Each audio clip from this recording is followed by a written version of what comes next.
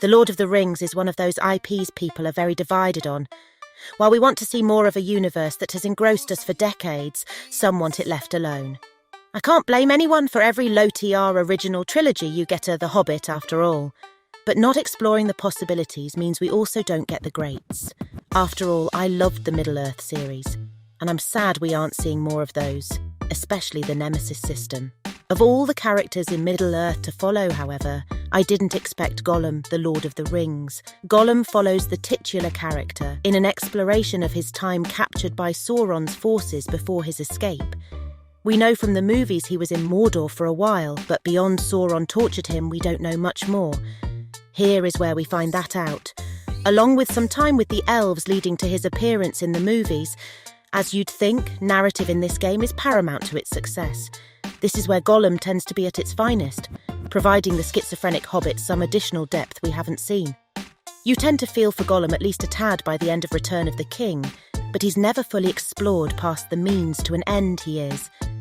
After an extremely slow start, the first chapter is a tutorial and the first 3 a slog, everything picks up as you become a bit of a personal favourite of the Warden. Here you find different motivations for Gollum as well as others, and it livens up the foreground of this background character's life. That doesn't mean Gollum is lacking, however, with plenty to say in any situation, along with manipulating people to his will. People severely underestimate him, which is what leads to many of the circumstances you'll find yourself in. It all culminates in a very interesting narrative that keeps you engaged with each morsel that comes your way. If I could give one piece of advice, it's to stick around through the rough opening. It's not just in being slow, it's that there's a lot of repetition in what you're doing, along with very dull sections of chapters. Some feel like they shouldn't even be there, feeling a bit like padding and long in the tooth. If you can handle these as they occur, it usually pays off with some meaty story for you to enjoy. I like the idea put in place by Daedalic Entertainment in having the inner dialogues between Gollum and Sméagol, but I do wonder what makes them impactful. There are some moments where it's clear you're just going for a different character's take on a line, but other times it's more than that. In these, you have to either convince Gollum or Sméagol to do something, and while appreciated, I don't know that they add the dynamic that was hoped for. It's great to see the choices being made, but I never felt a telltale-like consequence of, this person will remember that. Maybe I just missed the point, but if it's well constructed, I shouldn't. Even so, listening to the battle of the psyches of Gollum and Sméagol is excellent, and wonderfully portrayed here. As for the gameplay itself, I could do without the repetitive nature of the platforming.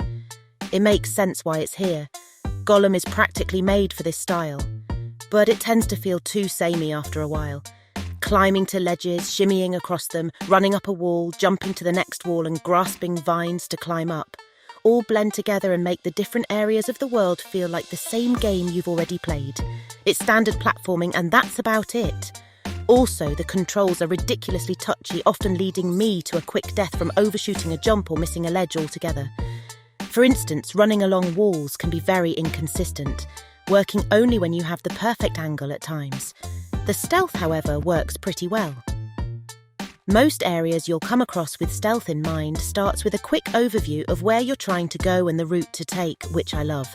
That being said, you can still do your own thing with multiple paths to take. The levels aren't huge, mind you, and it's usually best to take the non-scenic route, but figuring out your way through these locations is definitely worth the extra time investment.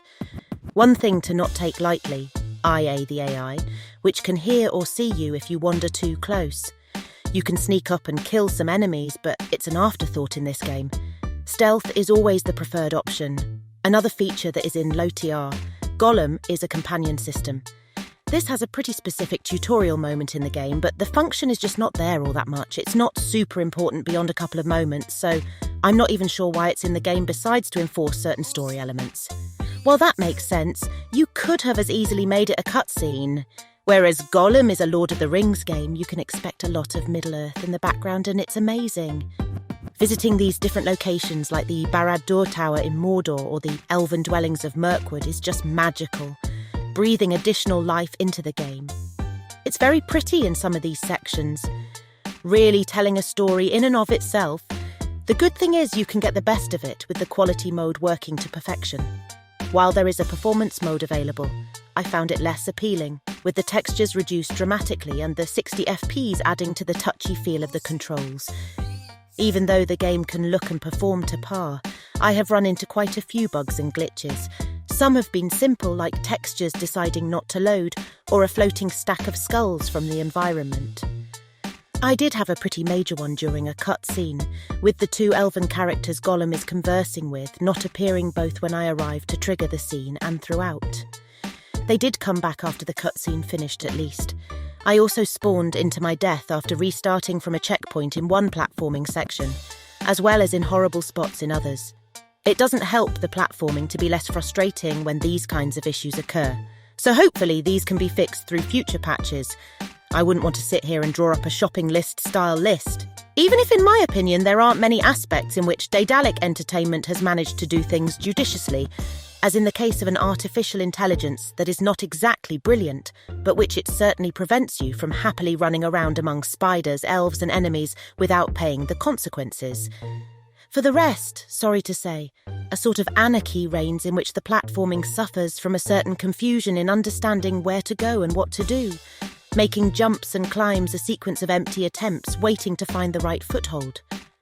And relying on Gollum's sense doesn't always help, because level design sometimes has alternative paths or paths that wrap around themselves, even leading the player to go around over and over again without finding the right path. The camera that occasionally throws tantrums certainly doesn't help, as does a movement system that is not always natural and easy to tame when performing more demanding jumps. The classic stratagem of brightly coloured notes to indicate gripping points is not missing, but on several occasions I really made a filthy effort to understand the path to follow to reach the goal. Also because the colour palette of the environments often overlaps with ridges of rock or wooden planks that almost blend in with the scenery. The widespread imperfection of the gameplay of The Lord of the Rings. Gollum is one of its most evident flaws, also aggravated by a management of the checkpoints that just didn't convince me. Although the game takes care of saving the instance several times, in some particularly difficult situations, also for the reasons mentioned above, the distribution of save points is not generous, and, as if that weren't enough, I was forced to redo from scratch an entire pass due to a crippling loop that saw Gollum end up in an endless death spiral. Throughout the entire adventure, the game over screen peeped over 100 times, and it wasn't always the fault of yours truly. Even when everything goes in the right direction, the excessive linearity of the first part of the story ends up making the events that take place in the depths of the ominous dark tower that stands out in the Mordor region not very exciting. Also considered a certain paucity of the missions that one day they ask to recover the tags left by the slaves who have passed away, and the other to blow up the underground tunnels. Some timid attempt to rejuvenate the flatness is entrusted to some environmental puzzles that are not too ingenious, but equally well inserted in the context, even if they are not the maximum of originality, as when I was asked to give orders to an ally to push levers or to hatch a bird egg following a certain procedure. The situation, at times stagnant, comes out of the quagmire of mud and blood after leaving the Barad-dûr complex, even if, as already revealed, the gameplay does not offer anything different and the playability does not improve much as the hours go by. In the end, I asked myself, precisely by virtue of the various empty passages, if in the testing phases whoever was responsible brought to light the more or less evident imperfections that inevitably afflict the Lord of the Rings, Gollum. Because in the most critical moments I had the clear feeling that the point of view of the end users who will experience the adventure for the first time has not been taken into account, assuming that they know what to do and where to go always and in any case. Just like Gollum, I'm a bit split. The Lord of the Rings. Gollum features a great story that adds to the lore, along with a terrific stealth system, but it misses the mark in other areas. Gollum is always so close to the ring, but ever so far.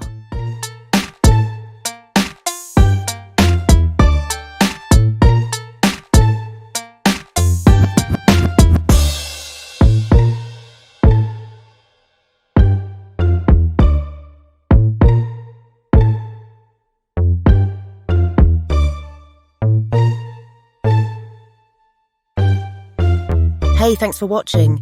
Even if the Gollum was failed, don't forget to comment, like and subscribe.